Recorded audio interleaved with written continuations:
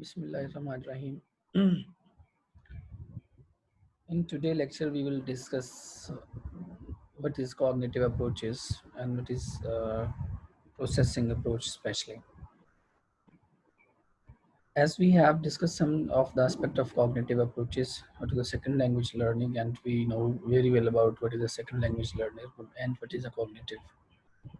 But today we put our hands over cognitive approaches and the theories of learning as well. First of all, this lecture includes schools of thoughts, cognitive approaches, behaviorism, learning strategies, processing approaches. The most concern is are that processing approaches. What are the processing approaches?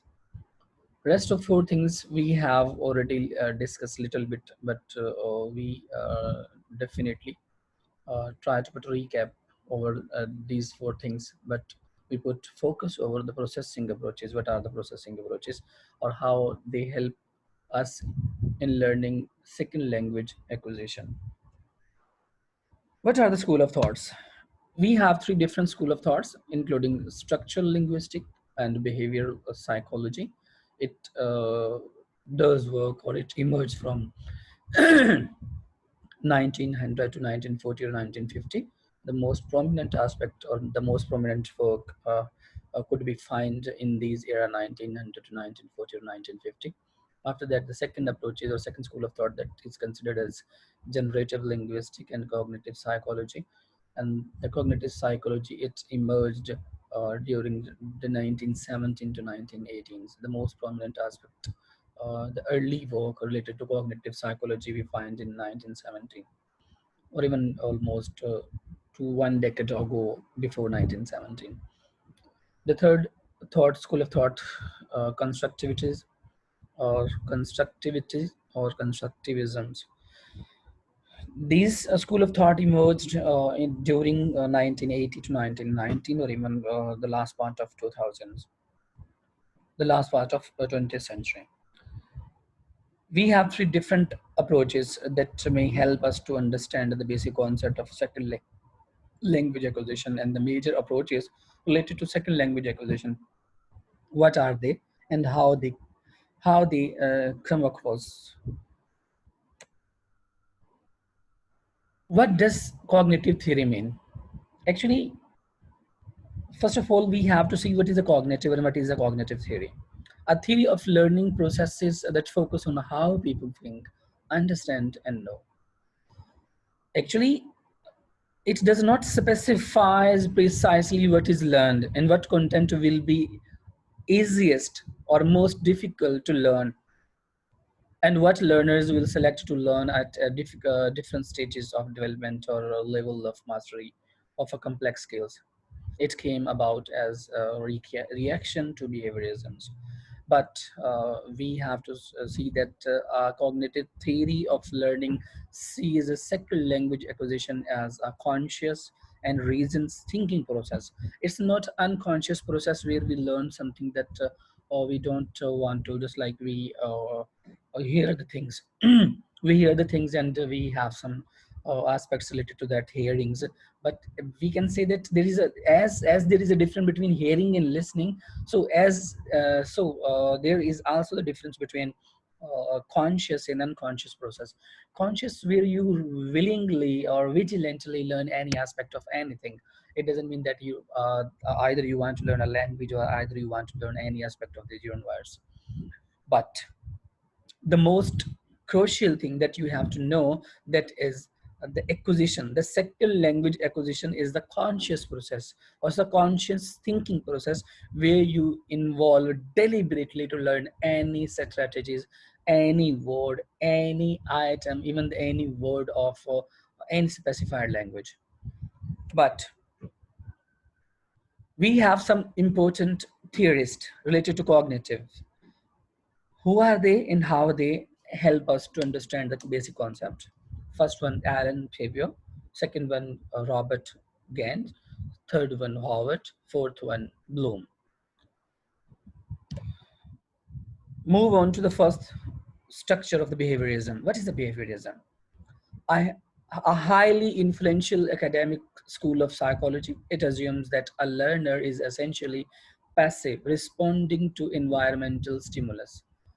Believes that a learner starts out with a clean slate and behavior is shaped by positive and negative reinforcement. According to behaviorists, if you put reinforcement over any aspect, it doesn't mean that either you put a negative reinforcement or positive reinforcement. It will produce work, definitely. Even we have some the stimulus and response of that stimulus. If you put a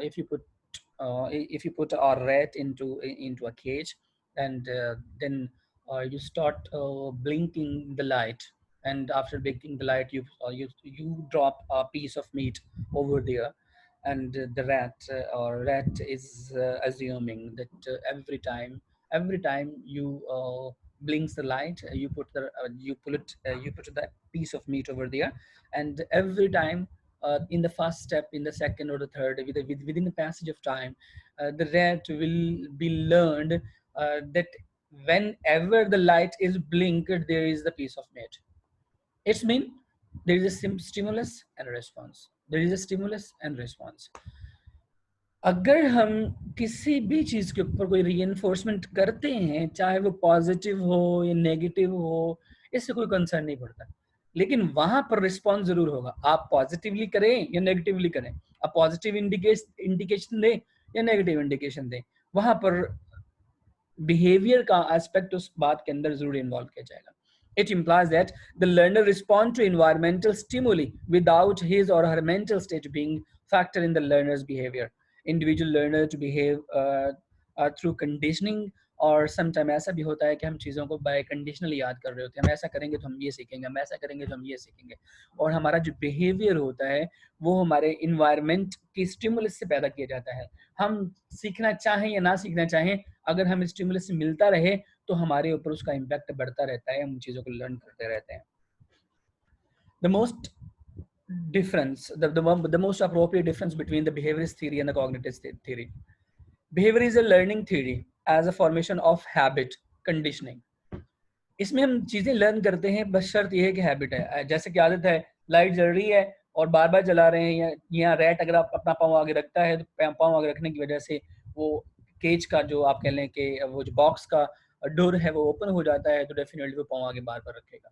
उससे feel हो रहा होगा, वो सब चीज़ें learn कर रहा होगा। बिहेवियर और habit is necessary in the process of behaviourism. और अगर हैबिट नहीं है, हैबिचुअल नहीं है, चीज़ें रेपुटेशन नहीं पाई जा रही, तो फिर हम बिहेवियरिस्ट थ्योरी उसे कंसिडर नहीं कर सकते।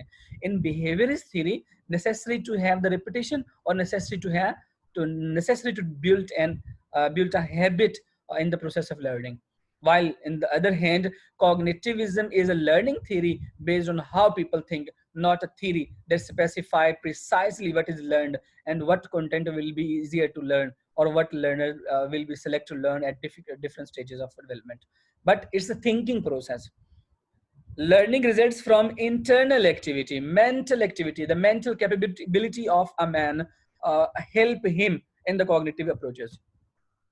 Practice is necessary, but rote learning and meaningless repetition is out. Even that, there is no need to repeat the things, while the repetition is necessary in the approach of behaviorist theory. But there is no repetition in cognitive approaches. But in behaviorist theory, learner is passive.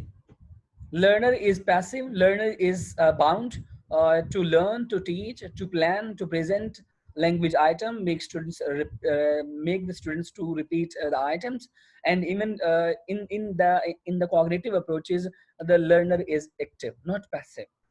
Learner is active. He is in the process of thinking, and always he try to think the things that he want to come out the result. Cognitive creates opportunity for learner to occur. It's mean creativity is a part of cognitive theory. Error can be through them one can learn, or error is also the part of the cognitive theory. But while doing or while making a mistake or committing an error, that may help him or her to learn a language, while behaviorist theory just learn due to the repetition, or due to their habit and due to the environment in which all the repetition or the stimuli is respond. Or even there is no error in behaviorist approaches, but there are error in cognitive approaches. And there are the emotions and passions in cognitive approach, but there is no emotion, no passion, no feelings in behaviorist theories. After that, universal grammar. What is the universal grammar? A universal grammar is theorists who are interested in incompetency of second language grammar and its construction. They are not centrally concerned with how a learner access this linguistic knowledge in real time or in the strategies they might employ when their incomplete linguistic system lets them down. Actually, the most basic concern of the learner according to universal grammar is not just the access how the learner get language, but it is imply the linguistic system to the individual substance better than others. One can be better other than others, one can be better than others, one may has or one may has more capability to speak than others. Or according to universal grammar, there is a language acquisition system in our mind, or it is related also to the cognitive theories. On the other hand, these are the central issues, just like cognitive approaches or the universal grammar. They are or they are not a polar part between each other, but they are somehow to correlate with the concepts of the things we learned.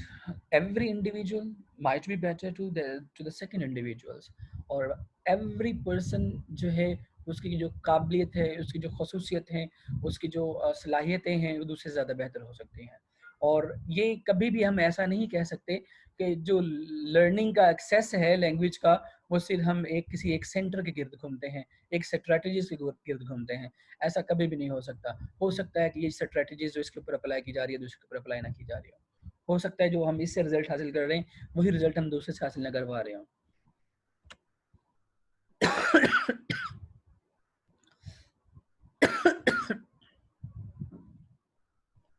Language basically दो different aspects को deal करती है. एक ये है कि हमारे पास एक इननेट मॉड्यूल है जिसे हम लैंग्वेज एक्विजिशन डिवाइस कहते हैं. दूसरे कैसे कहते हैं कि एक हमारे पास एक मैकेनिज्म है, जनरल मैकेनिज्म है जो इंफॉर्मेशन को प्रोसेस करता है. अब इन दोनों में डिफरेंस क्या निकलता है, हम इनके ऊपर रिसर्चर्स के व्यूज देखते हैं. दोनों रिसर्चर्स क्या कहते हैं.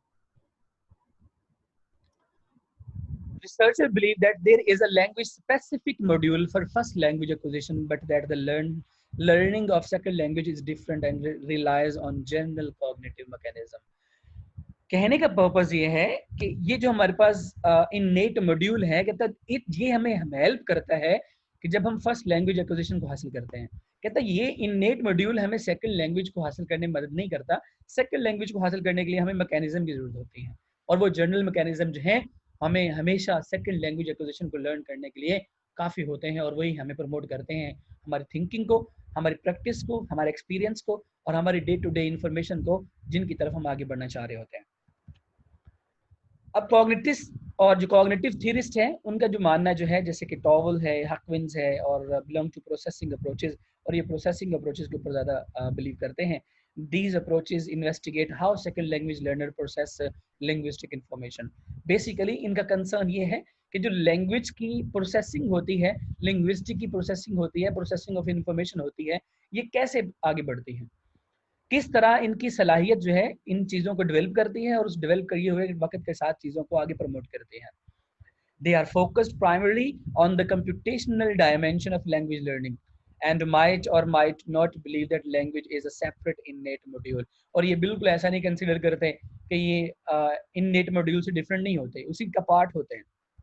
कॉग्निटिव थ्योरी जो कंसीडर करते हैं, कॉग्निटिव थ्योरिस्ट जो होते हैं, वो यही कहते हैं कि हमारी जो लर्निंग है, हमारा जो प्रोसेस ऑफ इंफॉर्मेशन का है, या इंफॉर्मेशन अप्रोचिंग का जो सिस्टम हमारा होता है, वो इननेटनेस के जरिए ही होता है, मतलब इननेट मॉड्यूल के जरिए होता है, जिसे हम लैंग्वेज एक्विजिशन डिवाइस कहते हैं. जबकि एलिस जो है और जो टॉमसिलो जो है बिलोंग टू द इमर्जनिटिज्म और कंस्ट्रक्शनिज्म अप्रोचेज. और ये क्या कहते हैं the acquisition of language from the constructionist और इमर्जनिस्ट पॉइंट ऑफ व्यू, ये इनका रवैया जो है कहता है चीज़ें कंस्ट्रक्ट की जाती हैं या बिल्ड की जाती हैं। आप ये समझ लें कि इनका ज़्यादा ताल्लुक बिहेवियरिस्ट अप्रोचेस से मिलता है, इनका ताल्लुक कॉग्निटिव अप्रोचेस से कम मिलता है। अब हमारे पास प्रोसेसिंग अप्रोचेस हैं क्या बजाते खात?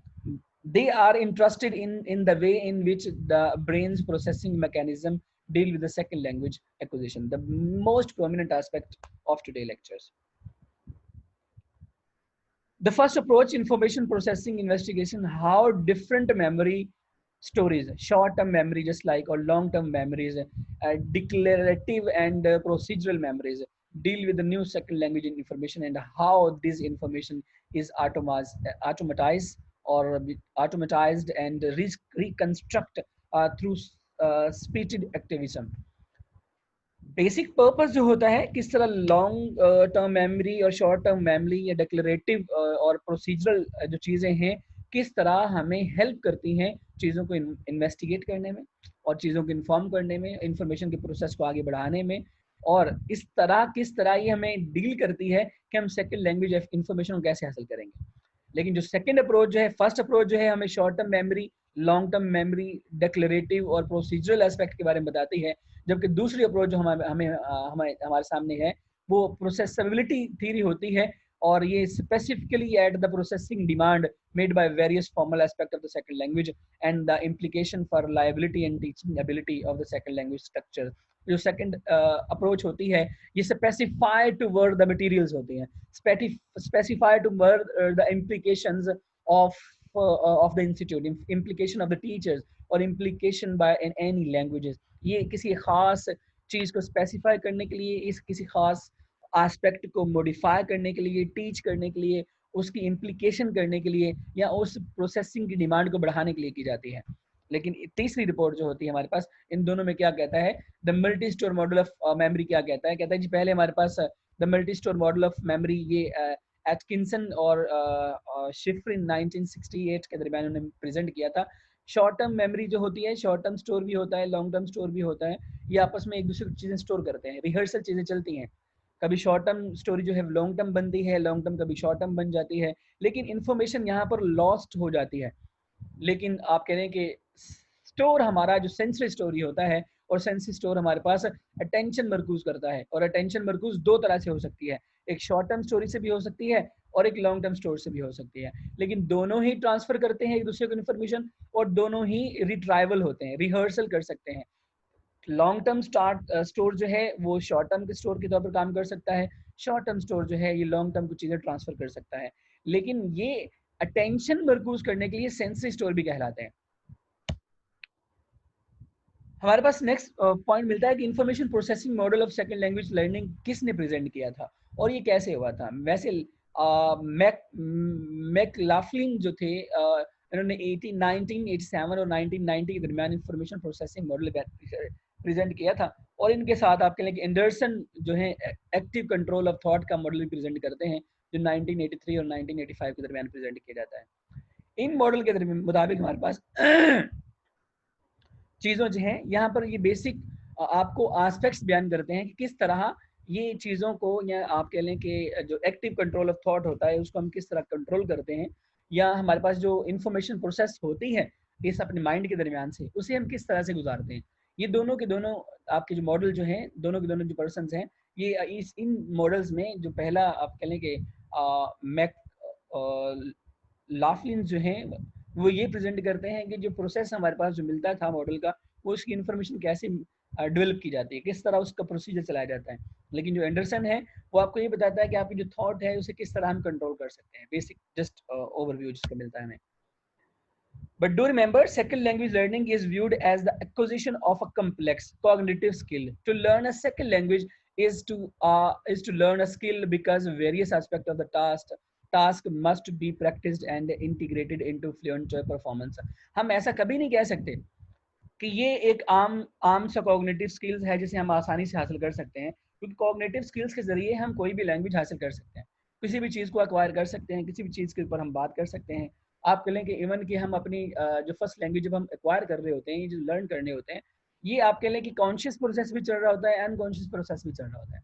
लेकिन जब हम सेकेंड लैंग्वेज लर्निंग को लेते हैं तो क्लासरूम में हमें कॉन्शियस प्रोसेस ही करना पड़ता है, और लेकिन है तो हल्का, आप कह लें कि समहाउ ये कॉग्निटिव स्किल्स हम कह सकते हैं, लेकिन ये कॉग्निटिव स्किल्स वो हैं जिनकी जब तक प्रैक्टिस ना की जाए तब तक ये कॉग्निटिव स्किल्स हमारे दिमाग में अटैच नहीं होते। आम रूटीन में फर्स्ट लैंग्वेज की हम प्रैक्टिस नहीं करते और वो हम डे टू डे लाइफ में अपनी लैंग्वेज को इंक्रीज कर रहे होते हैं, डे टू डे हम उसे देख रहे होते हैं, लेकिन सेकेंड लैंग्वेज एक्विजिशन के लिए बहुत सी जरूरत पड़ती है हमें प्रैक्टिस करने की, just in order to get the vocab, just in order to get the information और make rehearsal of the pronunciation of that specified language.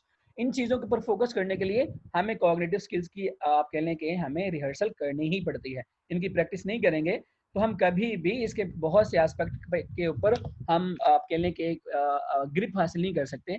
पहला जो है उसकी मोस्ट प्रोमिनेंट एस्पेक्ट जो है जिसके ऊपर हम ग्रिप नहीं कर सकते वो फ्लुएंसी है, परफॉर्मेंस है, प्रोनाउंसिएशन है। आप मार्केट में बहुत से लोग देखते हैं जो इंग्लिश एम इंग्लिश किया होगा, इवन के एमफिल इंग्लिश किया होगा उन्होंने, और इवन की मेरी भी अपनी इतनी बहुत ज़्यादा अच्छी इंग्लिश नहीं है, लेकिन वो मतलब they are not just as fluent as they should be, वो उतने नहीं है जितने को उन्हें होना चाहिए।